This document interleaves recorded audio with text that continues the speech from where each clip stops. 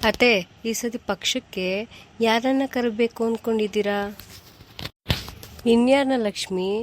ನಮ್ಮ ಕಡೆಯವರು ನಿಮ್ಮ ಕಡೆಯವ್ರನ್ನ ಕರೆಯೋಣ ಅಷ್ಟೇ ಸಾಕು.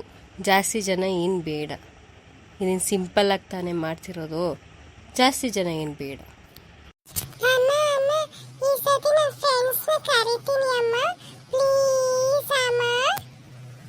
ಹಾಂ ಪುಟ್ಟ, ಕರಿ. ಎಷ್ಟು ಜನ ಬರ್ತಾರೆ ನಿನ್ನ ಫ್ರೆಂಡ್ಸು? ಸರಿ ಸರಿ, ಬರಲಿ ಬಿಡೋ.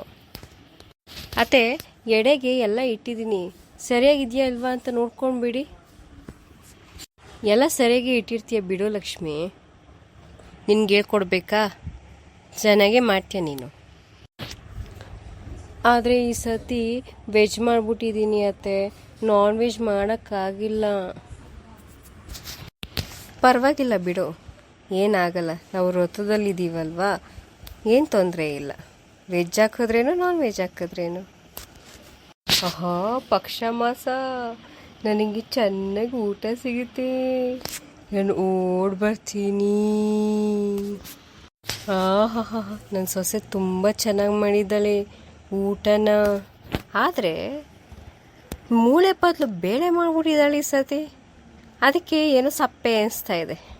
ಖಾರವಾಗಿ ಇದ್ದಿದ್ದು ಎಷ್ಟು ಚೆನ್ನಾಗಿರ್ತಿತ್ತು ಅಲ್ವಾ? ಮುಂಡೆವ ಒಂದು ಮಾಂಸ ಮಾಡೋಕ್ಕಾಯ್ತಿರ್ಲಿಲ್ವ? ಸರಿ ಅತ್ತೆ, ಆದರೆ ಮೂಳೆ ಬದಲು ಬೇಳೆ ಹಾಕ್ತಿದ್ದೀವಲ್ಲ, ಮಾವು ಬೇಜಾರಾಗಲ್ವಾ ಅತ್ತೆ?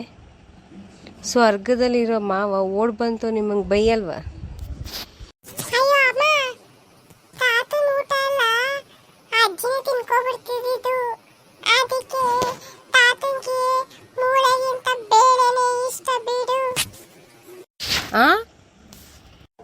ಏನು ಸರಿಯಾಗಿ ಹೇಳ್ದ ನನ್ನ ಮೊಮ್ಮಗ. ಆಹಾ, ಬಂಗಾರದಂಥ ಮಗ.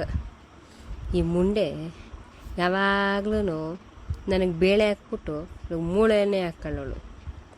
ಮೂಳೆ ಮಾಡೋಳು, ಆದರೆ ಇವಳೆ ತಿನ್ಕೊಬಿಡೋಳು. ಬಿಟ್ರೆ ಇಡೀ ಬೋಸೆನೇ ತಿನ್ಕೊಬಿಡ್ತಿದ್ಲು.